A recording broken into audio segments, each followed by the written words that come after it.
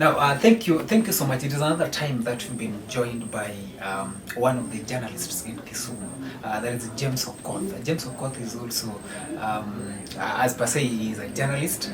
And at this point, we want to look at maybe what are the roles of media. What does media play in advocating for awareness on sickle cell disease and hemophilia, basing our minds that media has a pivotal role to play in advocating for this, in the campaign of making sure that everyone becomes aware of this disease, that it exists, and you parents or the sickle cell the sickle cell disease patients have to maybe come out and speak for themselves, because they have it's a lifetime disease that you have to live with. So thank you so much, James Okoth, for joining us. We don't take it for granted. I appreciate myself.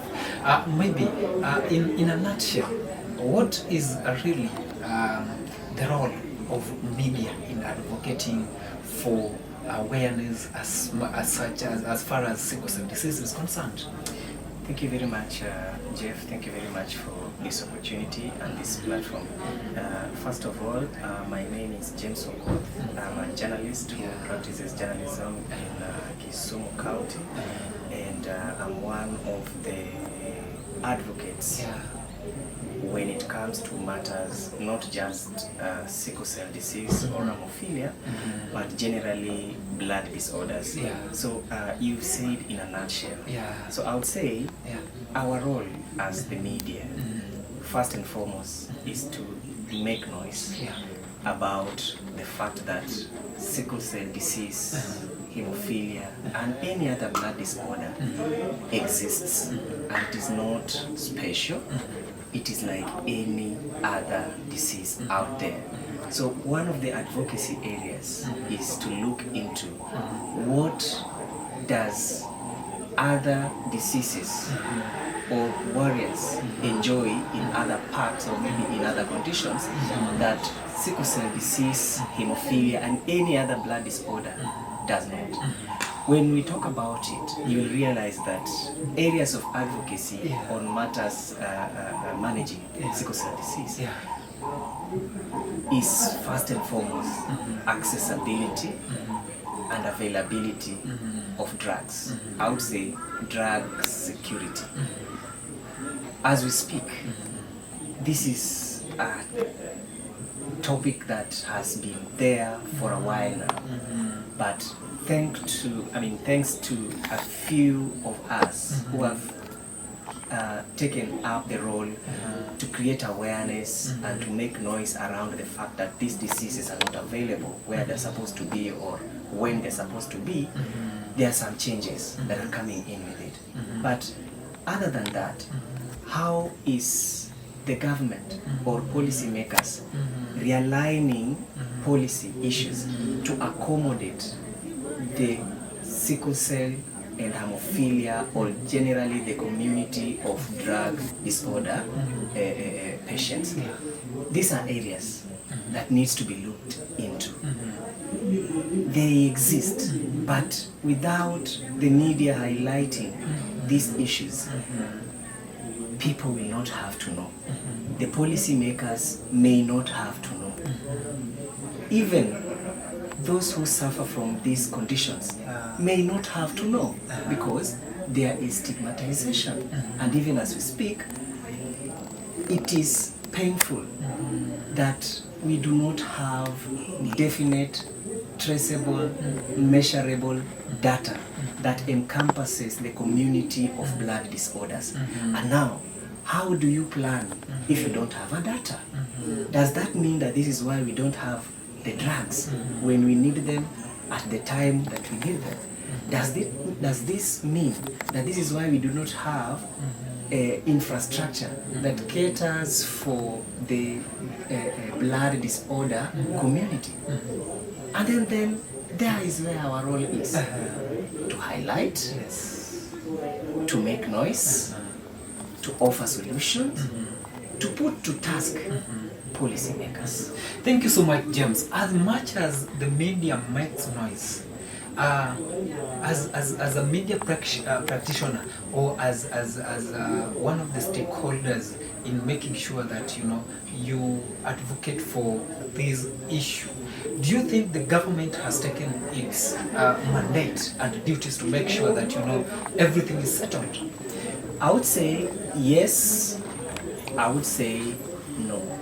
I would say yes because since I personally took this as a call, there are changes. Yeah. There are changes. Even as we speak, the NHIF, the shift cover, is going to cover or is covering patients living with sickle cell disease and hemophilia. This is something that has not been there before. Other than that, we have been advocating for early screening as one of the mitigation measures or control measures to curb the spread of sickle cell disease. And yes, there is a positive response from the government because as we speak, blood testing or genotype testing is available at Jaramogi Oginga Odinga Teaching and Referral Hospital. So I would say there is response.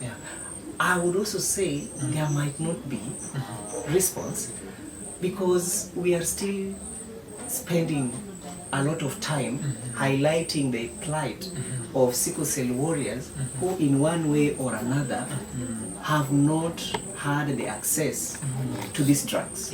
And as a result, they are going through crisis.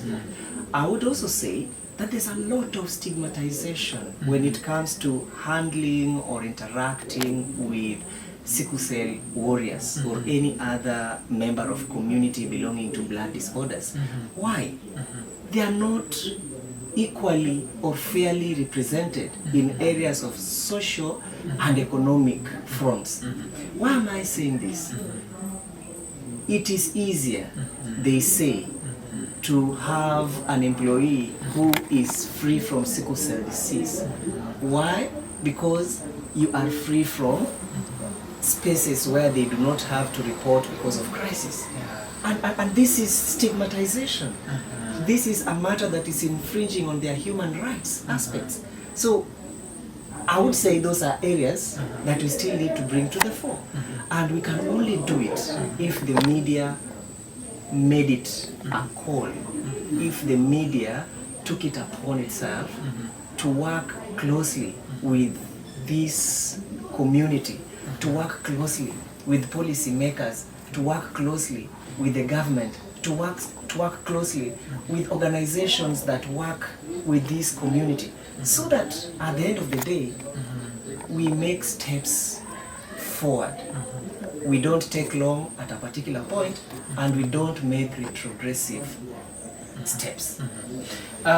James, looking at the statistics that is there, it is that around 14,000 newborn babies born annually may be suffering from this kind of blood disorders. Do you think you as media practitioners, or you as a media media personality who tells the story or who writes this story, that have you actually done your part to make sure that you educate the community? Because some of these diseases like sickle cell, they are like genotype, right? So do you think you've done your part to make sure that you educate the community, you make the awareness 100% complete? One thing that I would really like to point out, and I really want this to come out very clearly from where I sit as a media practitioner, is that as we speak, we don't have data. I think I said that before. We don't have data. That itself is a call for action. Secondly, I want to challenge the source of data that arrived at 14,000 Yeah. number of infants who die within that fraction of time. Yeah. If they came up with that, why is it difficult to come out with the numbers that exists so that steps can be taken? That aside, as a journalist, as a practicing journalist, I have a duty to ensure that I make a step that will help hamper the spread of sickle cell disease and any other blood disorder. One of the steps is to create awareness that at this time and age, we are no longer just testing for HIV and AIDS when we want to start a family. This time and age, we test, and I recommend that we test for HIV and AIDS, we get the results, and alongside that test, we also test our genotype. So that if any of us becomes a carrier, we start the journey. We visit the clinic, we are advised, we are tested, we are put to management. That aside, we have to create awareness that sickle cell disease and hemophilia and any other blood-related disorder is just as any other disease, so that we stop stigmatization. So I've talked about early screening at the point of interaction before we start a family. I've talked about visiting the clinic for early screening of our infant and early management of sickle cell disease, hemophilia, and any other blood disorder.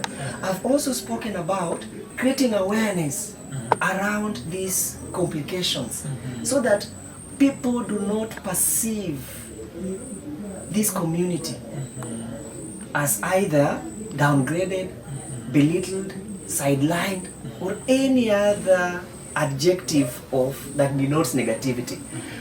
When we do this, there'll be an impact. One, masses will now appreciate that it is not just HIV testing alone, but it is genotype testing.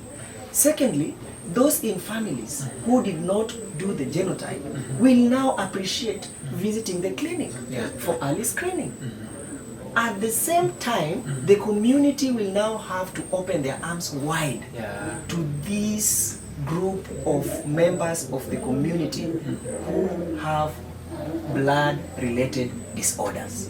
And that way, we will create a just environment, a just community for all of us to thrive. Thank you. As your parting shot, James, what do you tell some other media practitioners who are outside there as far as creating awareness on sickle cell disease and hemophilia is concerned? One thing, before I give my message to my colleagues, Exactly. I want to challenge all the policymakers within or that are related or working with this community.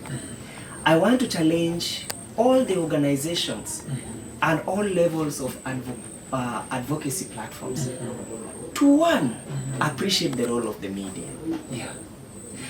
Two, take your time, take your resources, take everything that is within your reach to reach out to specific or all media related platforms and educate them on sickle cell disease and hemophilia and any other drug related disorder, because as the mirror of the community, what we report matters a lot.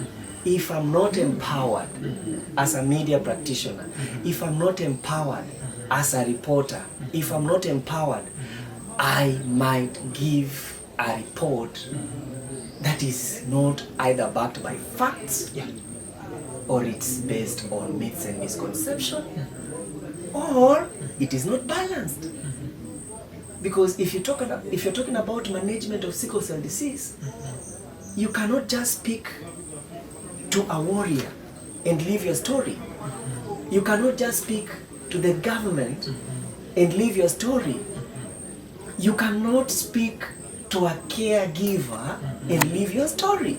You have to bring all these people on board and bring the voice of the community, because these people live in the community. So there is a call to build on the information and capacity build, let me use that term, to members of the fourth estate. And this should be very deliberate, because where we sit, as you said during your opening statement, is quite pivotal. And if we are not included, and included well, we might not walk this journey as smooth as all of us would wish to. So what I'd say to my fellow practicing journalists out there, it is us that stands between the fate and the plight of the community of blood-related disorder and their destiny makers. So, as journalists, we have to make a deliberate decision to take our time, to look back and do what we are called for. We are the voice of the voiceless.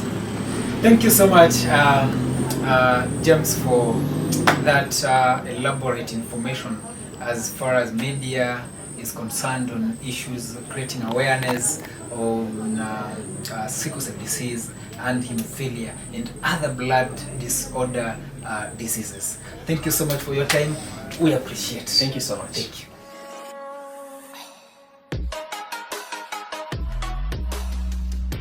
You are watching Media One International, always fast and fast. Like, share, and subscribe.